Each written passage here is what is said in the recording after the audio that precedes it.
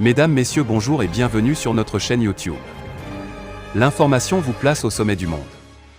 Alors si vous êtes nouveau, abonnez-vous et activez aussi la cloche de notification pour ne plus rien manquer. On commence.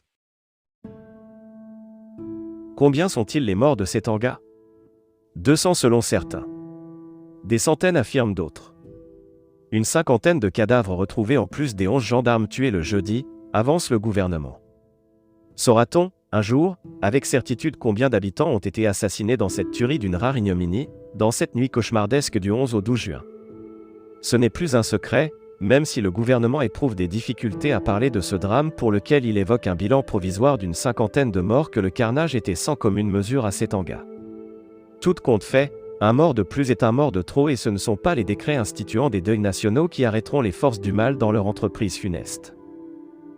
À l'instar de celui de 72 heures qui vient d'être décrété par le gouvernement burkinabé et qui court de ce mardi à 00h au jeudi à 24 heures, les deuils nationaux semblent plutôt doper l'ardeur des terroristes qui tirent une satisfaction morbide de la tristesse qu'ils provoquent. Il est plus que jamais temps d'arrêter d'alimenter le livre Guinness des records des massacres terroristes dans le Sahel africain. En effet, après Solan et ses 160 morts dans le Yaga, c'est Tanga dans la province voisine du Séno, dernier théâtre des massacres qui porte la griffe de l'État islamique dans le Grand Sahara, EIGS, se hisse sur la deuxième marche du podium des villes martyrs. Comme singularité, gloire dont elle aurait voulu sans doute se passer, Tanga porte le sceau de premier grand massacre de masse qu'étrenne le pouvoir de transition du lieutenant-colonel, Paul-Henri Sandaogo Damiba, l'actuel homme fort de Ouagadougou. Paradoxe des paradoxes, ce sont ces attaques terroristes dont la fréquence est devenue alarmante au Burkina qui ont servi de déclencheur à la prise de pouvoir par les armes, le 24 janvier, au nouveau maître de Ouagadougou, après le règne non moins catastrophique de l'ancien président Roch-Marc Christian Kaboré, incapable d'apporter une riposte adéquate à la menace terroriste qui détruisait inexorablement le Burkina. Quelles circonstances atténuantes pour la junte militaire, en dehors du temps qu'on pourrait juger court pour extirper le ver du fruit où il a eu 7 bonnes années pour s'installer.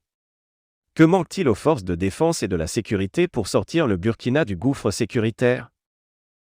Allez-y dire au Premier ministre, allez-y dire au président du Faso que je commande des hommes d'honneur et j'ai besoin de moyens pour montrer de quoi ils sont capables. Certes, ces mots du chef d'état-major de la gendarmerie nationale, le colonel Évrard Sonda, ne sont que ceux d'un contexte, celui d'une cérémonie d'hommage organisée ce mardi, au Camp Paspanga, QG des Pandores, à l'occasion de la sortie de l'album « Sacerdoce » de l'artiste slammer Gendarme Wewe. Mais ce sont des paroles qui sonnent comme un cri du cœur et résument assez bien l'esprit valeureux, non pas que des « Évrard Boys ».